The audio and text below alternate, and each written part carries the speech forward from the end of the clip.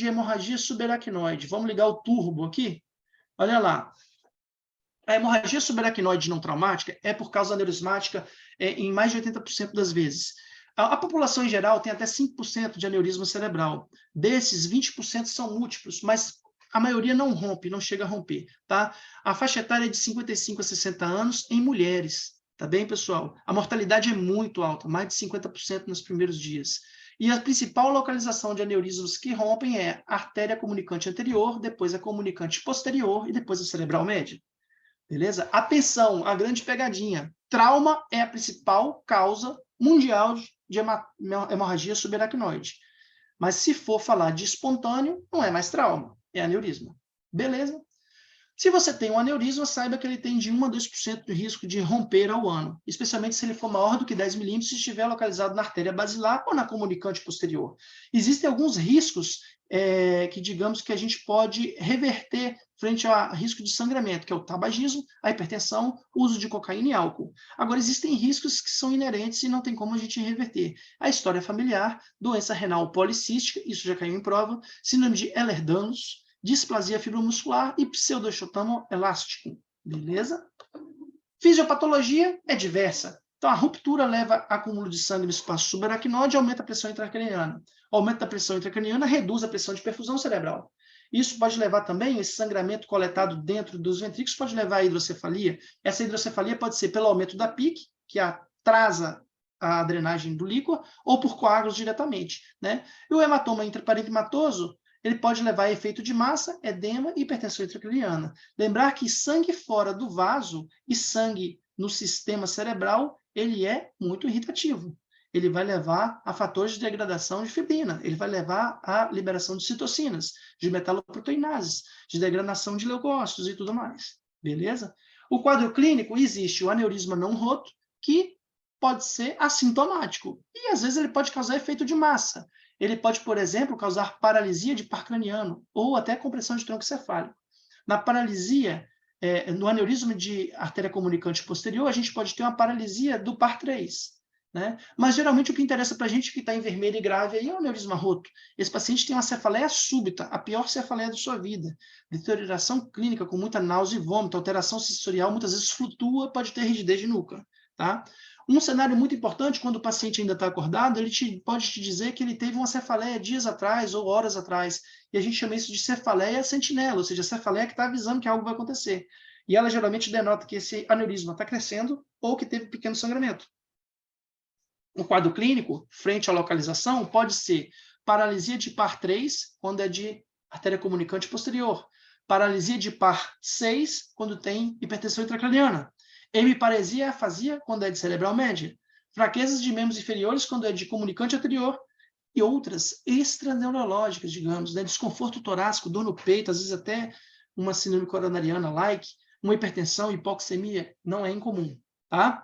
Aqui a gente tem a classificação prognóstica de Hunt-Hess. Tem que ir para a prova sabendo isso. Lembrando que 1 é a ausência de sintomas, 5 é o paciente muito grave, coma profundo, cerebrando. E aí a gente tem todos os outros. Quanto maior a classificação, maior a mortalidade. Ok? Leiam depois.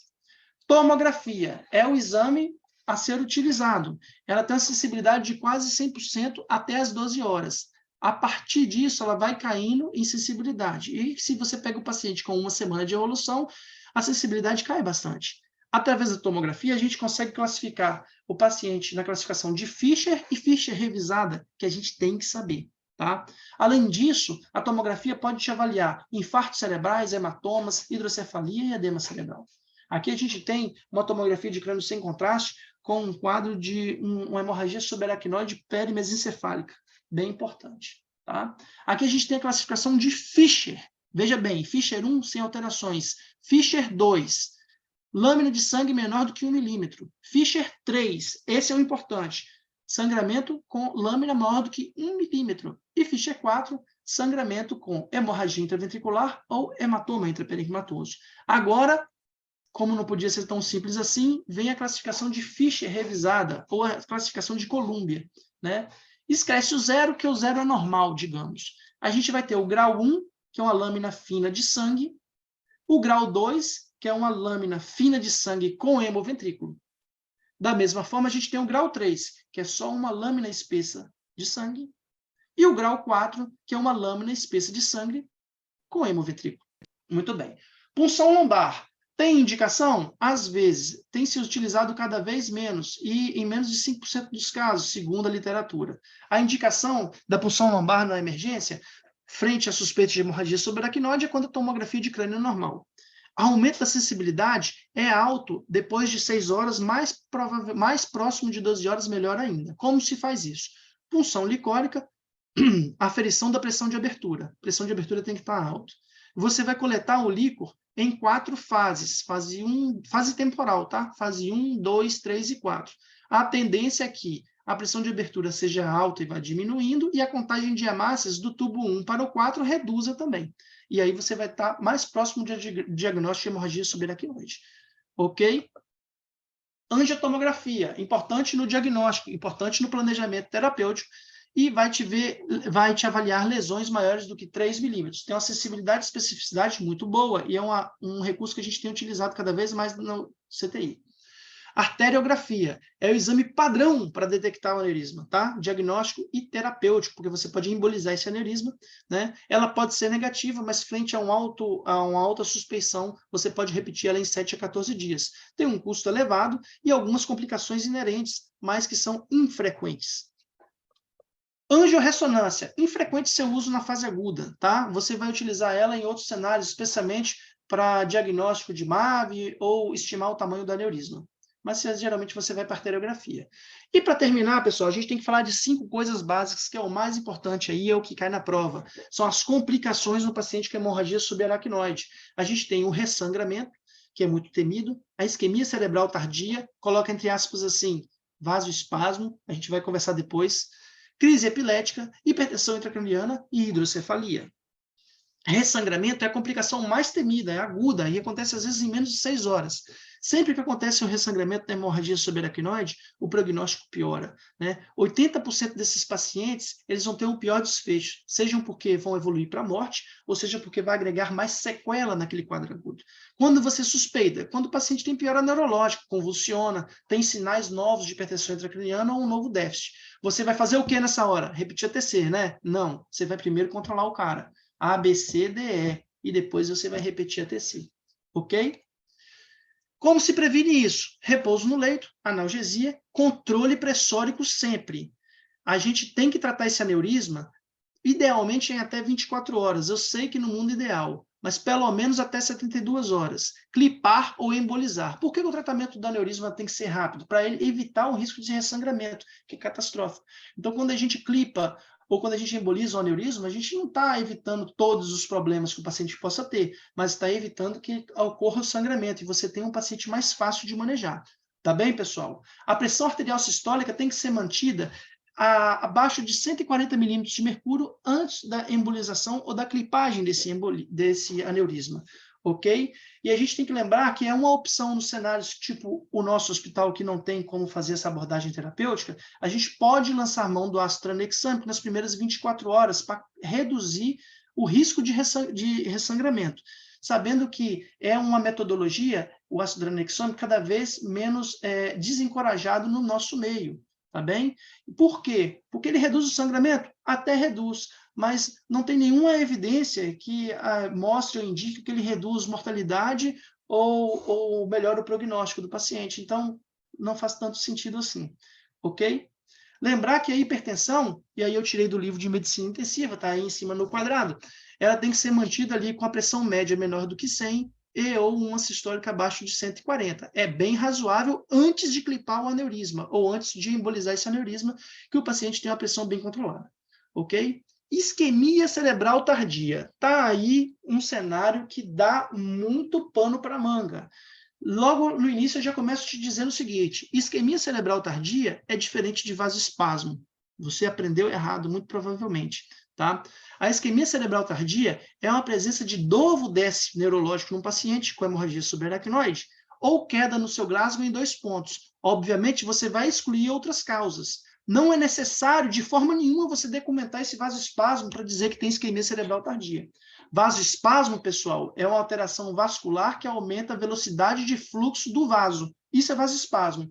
Isquemia cerebral tardia pode ocorrer quando tem vasoespasmo e o paciente tem um déficit neurológico mantido, ok? Uma coisa é uma alteração permanente, ou por pelo menos mais de uma hora. E outra coisa é o vasoespasmo, que pode acontecer ou não em vigência da isquemia cerebral tardia. Lembrando que vasoespasmo é um evento muito comum na hemorragia subaracnoide, está presente em pelo menos 70% até 80% dos pacientes e muitas vezes assintomático. Então, cuidado na hora quando você for marcar na prova. Tá bem? O período crítico do vasoespasmo é em torno de 4 a 14 dias, e ele pode acontecer com o aneurisma tratado ou não, ok? Então, você tratou o aneurisma, estou tranquilo, vou mandar para casa? Calma aí, esse paciente pode ter um vasoespasmo, manter ele internado pelo menos por esses dias críticos, pode ser interessante, tá bom?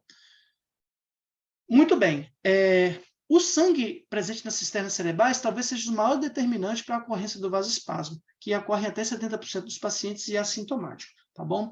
Além disso, a desidratação e a hipovolemia, que são muito comuns nos pacientes com hemorragia subaracnoide, por quê? Porque ficou vomitando em casa, rebaixado, ninguém deu atenção, acentua a hipoperfusão e pode piorar esse cenário de isquemia cerebral tardia. O diagnóstico do vasoespasmo depende de Doppler transcraniano, e você vai avaliar fluxo da artéria cerebral média e basilar. Por via das dúvidas, eu deixei aí o corte 120, 160 e 200. Ok? Ainda não se sabe ao certo, mas sabe-se que a hipomagnesemia, a hiponatremia e a febre estão bem associadas a indícios de vasoespasmos importantes. Ok? E aí? A gente falou de vasoespasmo, mas quando eu vou falar de tratamento, pare e lembra, em vez de vasoespasmo, coloque isquemia cerebral tardia na sua cabeça. Qual que é o tratamento? O tratamento profilático é a nimodipina nessa dose, 60 mg de 4 em 4 horas por 21 dias. Reduz 36% das isquemias cerebral tardias nos grandes estudos que foram avaliados. Tem que tomar muito cuidado com a hipotensão. Por quê? Porque é um bloqueador de canal de cálcio, pode levar à hipotensão, especialmente nos pacientes hipovolêmicos. Pessoal, nimodipino não trata vasoespasmo. Nimodipino reduz índice de isquemia cerebral tardia, ok? A gente tem indicação de manter hipervolêmico? Não, a gente tem indicação de manter esse paciente normovolêmico. Então, lembra lá dos anos 2000, até um pouquinho antes, fazia-se muita terapia do 3H, hipervolemia, hemodiluição e hipertensão. Para quê? Para evitar vasoespasmo, né? Isso não é mais recomendado de forma profilática. Por quê? Porque está associado com índice de edema agudo pulmonar, insuficiência cardíaca, IAM e edema cerebral. Ok? Mas, Simão, e se o meu paciente começar a ter sinais de isquemia cerebral tardia? Eu já sei que não é vasoespasmo. Pode ou não ter vasoespasmo, não é verdade? É, mas ele está com déficit focal ali muito agudo, demorando, passando mais de uma hora, não melhora, já tomografei, não tem nada acontecendo de novo. O que eu faço? Eu posso induzir esse paciente à terapia 1H. O que é isso? Induzir hipertensão e aumento do débito cardíaco, tá bom? Na fase aguda, ok? Como é que eu faço isso? Eu aumento o débito cardíaco desse paciente para cima de 4,5 litros ou 25%. Ou logo, eu tenho que ter uma monitorização desse paciente. Eu posso atingir pressões sistólicas de até 200 milímetros no paciente com aneurisma tratado, tá, pessoal? É um grande problema quando não está tratado ainda. E deve se guiar pela pressão de oclusão de artéria pulmonar e PVC, se você puder. Como é que eu faço para aumentar essa PAM e esse débito cardíaco? Eu inicio noradrenalina e posso fazer uso da milrinona. Geralmente, quando dá certo isso aí, o déficit ele melhora em até 3 horas. Caso contrário, não deu certo e eu desencorajo você manter esse tratamento a qualquer custo. Tá ok? Outros tratamentos que podem ser feitos na fase aguda, angioplastia com balão, uso intraarterial de pavaverina ou sulfato de magnésio, fibrinolítico próximo ali da região onde que tem os hematomas, né? Os coágulos, depois do aneurisma tratado, para você tentar absorver isso. E, mais uma vez, as estatinas não têm efeitos comprovados, ok? Crise epilética pode ocorrer em até 10% dos casos, está associado com sangue nas cisternas, mas a profilaxia com anticonvulsivante é controversa nesse cenário. Quando se fazer a profilaxia, deve estar restrito ao período peri-intervenção, lembrando que a fenitoína está fora de moda na medicina intensiva, a gente vai ter uma aula só disso. Então, tende-se a não se utilizar profilaxias para crise convulsiva nos cenários neurocríticos, ok? E aí, tá da onde que eu tirei do livro, para vocês verem mais tarde. Por quê? Porque a fenitoína está associada especialmente com piores desfechos neurológicos. Tá bom, pessoal? Hipertensão intracraniana. Pode ser multifatorial, sangramento, hemoventrículo, hematoma, edema cerebral, hidrocefalia, fisiopatologia diversa. o tratamento de escolha é DVE mais PIC, ok? Por quê? Porque DVE eu trato e a PIC eu meço. Hidrocefalia é causa de redução sensorial. Você vai pegar isso aí com um paciente que flutua o nível de consciência, rebaixa e tem um ATC com hidrocefalia. Quando é aguda, menor de 7 dias, muitas vezes ela está associada com hemoventrículo. Então, o paciente que teve hemorragia subaracnoide grande hemoventrículo já merece uma DVE de saída, tá bem? Lembrando que quando se instala DVE, e aí é mais para o cirurgião, deve-se tomar muito cuidado para as quedas abruptas, reduções abruptas da PIC. Por quê? Porque isso pode levar a um ressangramento. Então, essa DVE tem que estar sempre muito bem nivelada. Não é incomum ele nivelar ela ali em 16, em 18, 14, para não cair muito. A gente fica meio sem saber por quê. É por isso, tá certo? E as complicações clínicas? Pessoal, a gente pode estimar a gravidade do doente pelas ferramentas comuns, APACHE 2, SAPS 3, MPM, e existe uma escala prognóstica própria para hemorragia subaracnoide, que é a escala de Klassen, tá? Que não é tão utilizada assim. Mas a saber, febre é muito comum nesse paciente, muitas vezes não é uma febre secundária ao processo infeccioso. A anemia também é um processo muito comum nesse paciente, não é secundário ao sangramento cerebral, tá? Não tem sangue suficiente no cérebro para sangrar e fazer anemia, mas é multifatorial. A hiperglicemia é muito comum por conta dos hormônios contrarreguladores da insulina. Agora, isso aqui é muito bom, ó, complicações cardiovasculares e pulmonares. Muito comum as cardiovasculares, hipertensão ou hipotensão, alterações eletrocardiográficas, especialmente inversão de onda T de parede anterior, troponina positiva e até disfunção segmentar cardíaca ao ecocardiograma. E pulmonares? Pulmonares fica aí para a prova. Pneumonia é a principal, depois edema agudo, depois TEP. E as complicações hidroeletrolíticas são aquelas que a gente já conhece, hiponatremia, disfunções do potássio e hipomagnesemia. Aqui eu deixo para vocês o score de Klassen, para vocês darem uma olhada depois, de morbidade para hemorragia subaracnoide, e eu agradeço a presença de todos até agora, 31 cabeças escutando sobre AVC hemorrágico.